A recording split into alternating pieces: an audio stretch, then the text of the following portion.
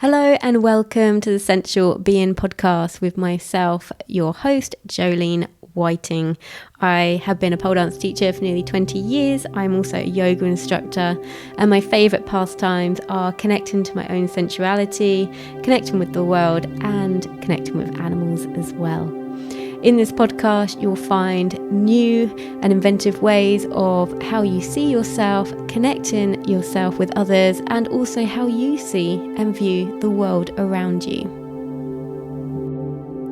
In this episode, we are deep diving into feeding your creativity, why it's so important and why you might not prioritize it, but also why you should.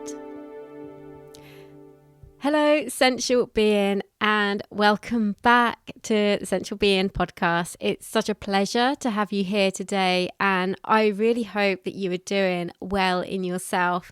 And if you're not, that's okay too. Let's try and see if we can do something about it together. So today's one, I feel, is such an important one. This topic is so important, but this topic can get pushed by the wayside as soon as you start to kind of become an adult. This topic is so potent in our lives when we are young, but we will push it away if we let society deem that to be the way for us. So I want to talk to you about creativity, imagination, inspiration. I'm not talking about that next business idea. I'm not saying you can't make money from being creative, but when you are being creative, it's coming from a very vulnerable place within you. It's not about trying to make money, trying to impress someone. It's about being in flow with yourself. And the reason why I say that this is something that we do actually put to the side, it becomes something that's not as important as a lot of other things that I would like to call distractions. I'd call earning money a distraction. It's kind of a necessity the way our world is. I know you can't just sit there and create all day. I know there are things that need to be done, but these things that you seem to think and I seem to think need to be done, I think there is a time and a balance for when those things are necessity and when creativity should be put before them. As in different parts of the day or different days of the week, to be able to carve out time to be creative, I feel is so important, because when we are children, we are brought into this world, we are brought to Earthside as magical beings. We sing before we can talk, and we dance, we wiggle about before we can actually walk. Our ways of expressing ourselves through forms of artistry are already within us from such a young age. And even clairvoyant skills and abilities are there from a young age, but we are taught to push them down. And I know that you'll think, oh no, I wasn't taught to push my creativity down. I was always allowed to play as a kid. I was like, yeah, but why are you not still playing now? That's where we have been pushed down. So somewhere along the lines, we've been told to grow up, go to school, get our act together, get a job, earn the money, prove ourselves that we are worthy. Worthy of what? Like, what is this being worthy of? Why are we not enough as we are? And this is why this episode is so important, because I really want you to hone in on your own creative skills, your own inspiration, and your own imagination for what you enjoy doing. And one of the quickest ways, if you really are stumped on this, then one of the easiest ways to think about this is, what did you do as a child that just allowed you to be free? What was it? What were you doing? What were you seeing? What were you thinking? What was it? For me, it was being around animals and drawing and singing. Loved my little handheld karaoke set that I used to put a cassette into, and dancing.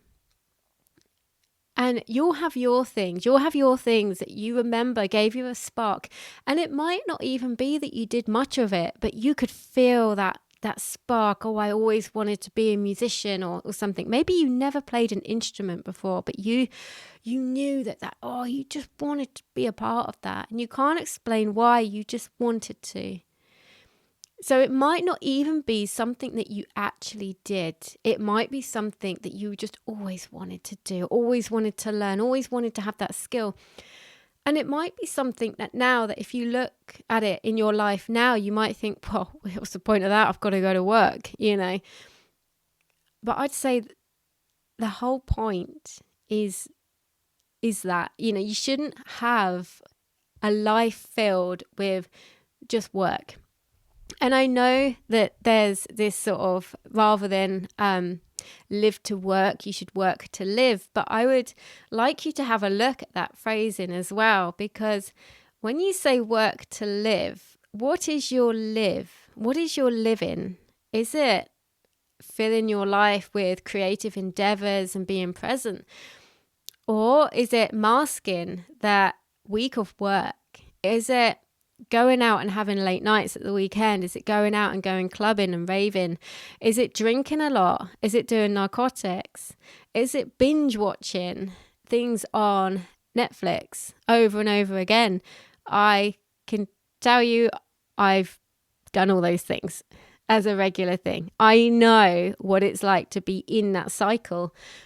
And I do know, because I've been there, which is why I feel so passionate about this and the work that I do now. I say work, it isn't work. It's what I put out into the world. It feels so important to me because I know what it's like to be in the midst of all of those things I just said. Is that living? Is that your life? Is it? Because if it is, I don't judge you. I don't judge you at all. And I don't judge previous me, because if I hadn't have gone through what I went through, I would not be here now talking to you in this way. So everything that's happened in my life, I am grateful for, because it shaped me to be who I am now. And that is also how I really, really want you to look at your life. Even if you are in a bad place, I really want you to look at it as you are grateful for this journey. And if you're not happy with this journey, what can you do about it? Because you can do something about it. I promise you. You ask the universe and the universe will give you an answer. There is something you can do about it if you're not happy. And let's not forget, it's really hard to get out of these cycles of how we live. So if you are somebody who's like going out late at night, on the weekend, and you're, sleeping in late, or you're not getting enough sleep, I mean, that's damaging in itself. Even if you're not drinking, do you know what? Even when I have late nights, I feel it's like a hangover, and I haven't had a hangover for years. But now I realize what a hangover mainly is. It's not always just a drink. It's actually the lack of sleep and dehydration. And I can get a hangover from having a late night because I'm dehydrated and I'm tired. And it's mad to me, because I think, oh, it wasn't just a drink. I could still get a hangover now. This is rubbish. So it's remembering that all of this will have a negative impact on you and your creativity. And also, it's really hard to break out of that social conditioning of going out on Friday night, going out on Saturday night. I'm not saying you can't go out, but what I'm saying is, why are you doing it? Are you doing it because you actually really love it, and you love the time that you spend with your friends when you go out? You love the people that you meet and you have really insightful conversations? Or are you going out, spending way too money on drink, feeling crap the next day? There were conversations that you had the night before and you're like, well, I can't even remember them. And, whenever I go to bars, if I get talking to someone who is really obviously drunk, I hate talking to them, because I think you won't remember any of this. And knowing what I'm like, I like to go on quite a deeper, meaningful. So if someone's like berating themselves in the toilets, I would say, oh, no, you're beautiful. And I'll build them up and they're like, oh, thanks. And then I leave there and I think, you won't remember any of that tomorrow. What a waste of time. And I know probably you could argue somewhere in the psyche it is still there, that conversation. But I just feel like, what was the point?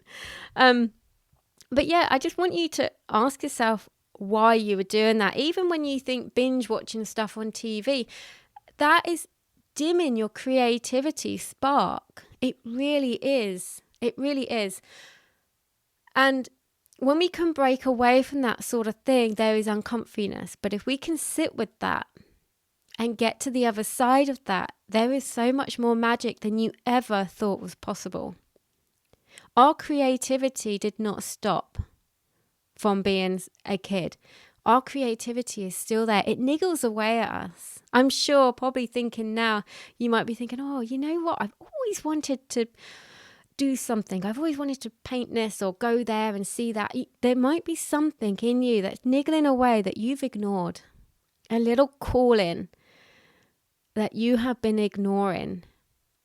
And I would encourage you to dive into it. And I know this can feel a bit uncomfy and a bit sticky because I've been doing this a lot lately, a lot more than I ever did before. So I'm currently in a mystery school for activating your voice, and it's 13 weeks. And it means a late night on a Tuesday night, unfortunately, at the moment. But I'm willing to push that because I so wanted to be a part of this. And it's about activating your voice, to be a singer, to write songs. It's really pushing me out of my comfort zone. And I have even started sharing my singing voice online now because it's really hard when you're an adult. People would look at that and think, what's the point of that? And, you know, you're not a singer, you're not this, you're not that. And it's really difficult because we live in a world where when you were younger, like if we're talking about like Olympic star athletes type of thing, when you were younger and maybe you started gymnastics or maybe you started ballet, obviously that's not an Olympic sport, but you started things like this. And then as the time went on, as you were growing up, either you were good enough to stick with it or you don't have what it takes. So we don't really want you anymore. Not all classes are like that, but a hell of a lot have been, and still are. You know, so we live in a world where it's quite cutthroat, even from a young age. You might have just wanted to be a ballerina because you thought it was cute. But then you've been told that you're not good enough. What does that do to anybody, let alone a child? Well, it would signify to me, well, you know, you're probably not good at anything. You're not good enough. You know, and you carry that. And the things that happen to us when we are children are resilient, yes. But children would take stuff on and learn from it really quickly. If they learn they're not good enough, they know that. And that's it. They take that through their life. And I'm sure we know so many people that feel like they are not good enough. I've been that person as well who felt like she wasn't good enough. I've been that person. I know what it feels like. That's why I'm here talking to you about this. I don't want you to lose that creative spark that makes you who you are. I want you to feed it. I'm here to allow you that permission. You don't need my permission, but if you do, here it is. I want to give you permission to feed that creative spark.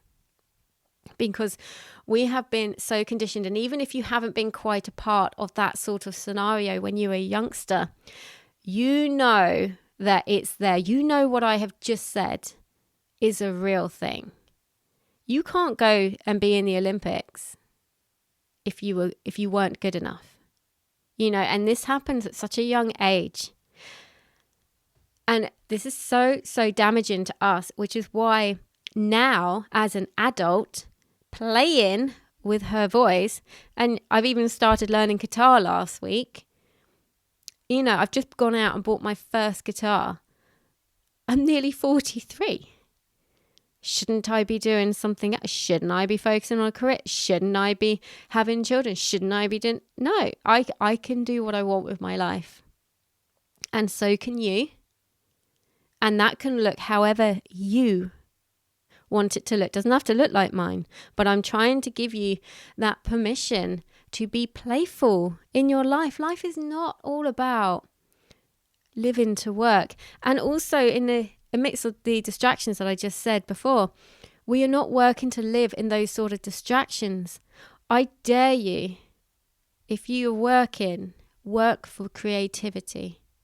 And I'm not saying you have to do a creative thing of your own for that work, but I'm saying whatever day job you've got, I want that to fuel your creative endeavors in your life. Whether you make money from them or not, that is not the point of creativity. It can be something that happens, yes. It is not a necessity. You do not have to think, well, I can't be a painter unless I'm going to sell stuff because I have to make money from it. No, you can do this in your spare time. If you have children and you think, oh, my life is too busy because I have kids. Kids are the most creative beings on the planet. Create with them. Even you don't have to think, I've got to get a whole painting done. No, doodle, paint bits.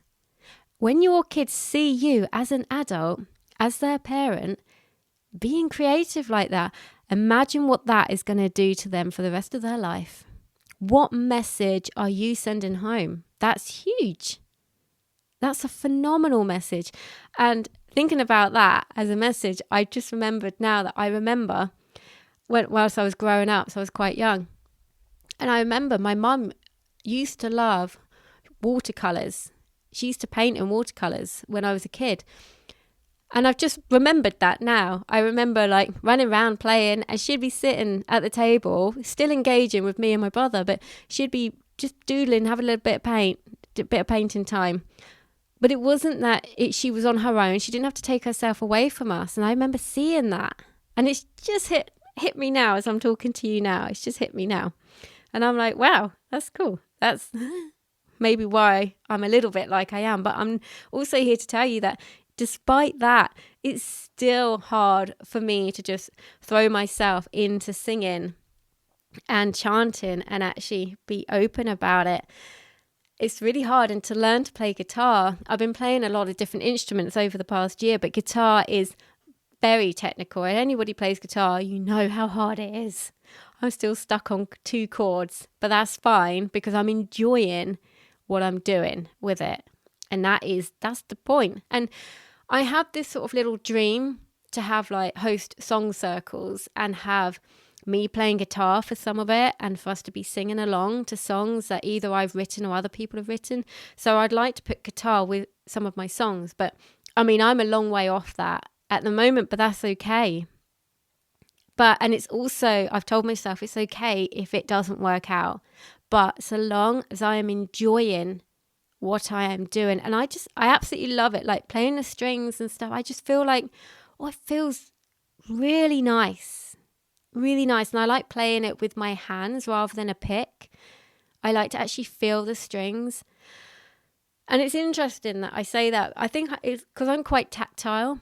And so when I look at things like when my mum makes me macrame, and that's like wall hanging, weaving type things. So it's made out of like wool and you weave it. The thing that I love about her macrame is when she gives me a new piece, I will touch the strings of it. And I know that she has touched every single length of that wool. And I find that incredibly powerful. And it's the same with my friend, Melissa Chiara, who's just written her first ever book, Embers Beneath the Stars. It's her first ever poetry book, her first ever book ever. And I got it and I was so excited to open it. And when I opened it and I was reading it, and I was getting the same feeling as when my mum gives me her macrame. And I was like, I couldn't work out, what is it? And it's about the fact that every single word in that book, she has written. She has looked at every single one of those words and put them in. And that to me felt incredibly powerful. And I think this is also why I love books, is because I find it incredibly powerful that this author, be them a small author or a big author, it doesn't matter. They have sat there and consciously written every single one of those words. And I find that such a moving part of creativity. It really, really is. And this is why this episode again is important, because AI, artificial intelligence, is starting to take over a lot of creativity. You can put into ChatGPT about, I want you to help me design a course. I want you to write me a piece of music. I want this sort of voice. I want this sort of lyrics. And it would do it for you. What is the point? We are taken away from our own creativity, and also from people who specialize in that sort of artistry. We can get AI to paint us pictures. We can get AI to put us in videos when we haven't even been to the place. And that is so scary. And this is why it's so important that it's so crucial right now. We are at a pivotal time in history where AI is really coming in. And if you've noticed the last year, how much it has upped its game, that is going to get stronger. It's going to get stronger. And AI is like an alien life form of its own. And it's coming into our world. And it is taken away creativity from humans. And that's brilliant, because humans can have more time to go out and work and be part of the economy. That is not why we are here. We are here because we have an imagination. We have a consciousness. Not every being on this planet has that type of consciousness. But we do. And to not be using it in any sort of creative form just seems like, there are no words. I can't fathom it. It really does hurt my mind to think about that. It's just, and do you want to be a part of AI taking over? And I know it's going to take over in a lot of areas. I mean, we've already seen people losing their jobs. This is not anything mucking around. It's actually happening before us right now. It is actually happening. We've seen it coming in a lot into the workplace.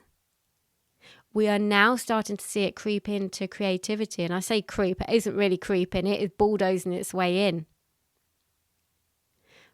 We have to make sure we protect our own essence and those around us, particularly if you've got children or you work with children. You must nurture that. And an interesting thing is, and I didn't really think about this until recently when I heard it, when anybody is being creative, it's not necessarily about, oh, that's good, well done, oh, that looks brilliant. It's not about that. You want to be asking people, and particularly children, how did that make you feel when you did that, when you wrote that, when you painted that, when you danced it? How did you feel? Because that is what it's about. Because we need to also be careful that if we say, particularly to children, oh, that's brilliant, oh, I love that, that's made me really happy. You want to be really careful, because then that child might ignore their feelings of feel good. But particularly if they're empathic, and a lot of children are, they might think, oh, that made mummy happy, I must do that again for her, rather than doing the creativity for themselves. So it's a very fine line. So if you are particularly a parent, or if you're just in a position where you give out feedback, ask them how it made them feel. Because if it made them feel good, that feeling is what you want to nurture. Because that is the feeling that we all need. We all need that beautiful feeling of being in flow, something that really lights us up, something that, we live in a world, as I say, of so many distractions. There's a lot of noise in the world. And you want to be able to do stuff in your life that doesn't numb it, but allows you to get into a flow in your life. So this is where binge watching stuff on TV, having that glass of wine when you get in from work, relying on this sort of thing. Comfort food. Oh my God, comfort food. We want to be able to not use distractions to numb us, but to use creativity to settle us. It would just do so much in your life. so much in your life.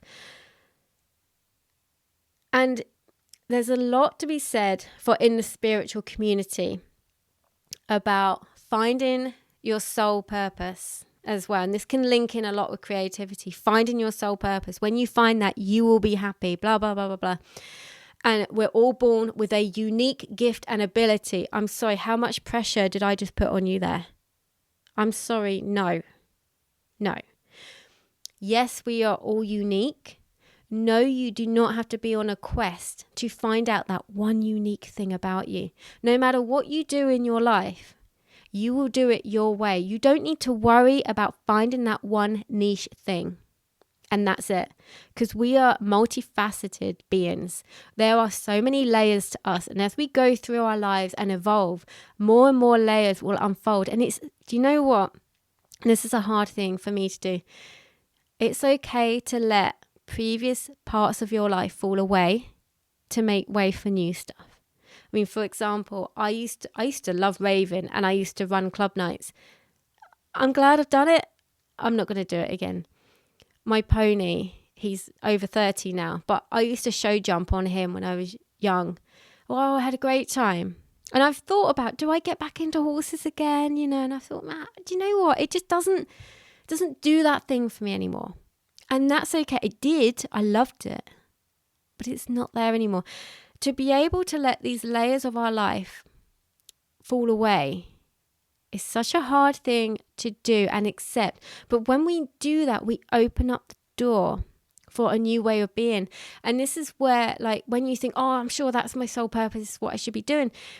It's okay that something that you thought was the thing, and it's not anymore, because it probably was the thing at the time, but you are allowed to evolve. So to have this one thing in your life, it isn't true. There's multiple things. And also we can sometimes deaden our creativity by thinking, like, for example, this podcast. I'm sure it's been done before, but it hasn't been done by me. Someone might have said the exact same things, but the way I say it to you or to some other people might get through more than the other person. And that's okay, because different people will relate to different people. And this is something that I had to overcome in my mind before doing this podcast, because I thought, well, it's been done. I've missed the boat, too late to do a podcast. And I'm so glad I didn't listen to that voice. Because I did listen to it for a while. But I also believe in divine timing. Things will unfold at the right time. And this is also another thing to think about when it comes to, like, oh, your soul purpose, that one unique thing, is to remember that being present is more important, because when you are present in your life, you will have ideas come to you. And you might think, I'd never even thought about doing that. I'd be so good at that. And then you can run with it. And it's allowing yourself to run with that idea, because if you decide, oh, I'm not good enough for that, oh, it's the wrong time, oh, it's this, oh, it's that, I'm just, someone else has done it, blah, blah, blah, that idea will jump to somebody else. And I've seen this happen in my own life. I've actually experienced this, and I'm like, damn it, I was going to do that. And it was like, were you doing it? And I was like, no. And I had these ideas, and I hadn't told anyone. So no one else had spread the idea to somebody else physically. It had gone through like a higher realm, a realm of spirit that we can't see, but it had passed over to somebody else, and they are running, thriving with that business idea that I had the idea of a few years ago. And I'm like, damn it. So if you have an idea, it could be an idea that you think, thank you for that idea, but that isn't for me. And that's okay too. But if you are pushing away an idea for a limiting belief that deep down is bullshit, I'm not good enough, I'm not qualified enough for that, or I wouldn't be any good at that, or it's been done, you need to seriously think about that idea again, because maybe that idea is actually for you, but you're letting your monkey mind get in the way. Otherwise, the idea will go to somebody else. And we have to be okay with ourselves as well, because when we look at like Robin Williams, who achieved so much success in many, many ways in his life, and we know what happened. It wasn't good enough. So we want to make sure that we are being kind to ourselves. When you create stuff, when you are learning new things, you won't get it right. If you're singing, you'll muck up a note. If you're drawing, you'll splodge a bit on the paper and ruin the picture. It's okay. It's part of the playfulness of the journey. And when we can let go of those parts of ourselves and just allow us to be in the moment and enjoy the process. It's not about the outcome. To have no desired outcome would be your goal, because then when you're being creative, you can just flow. And that is the whole point. So really try and carve out time. Make it a priority.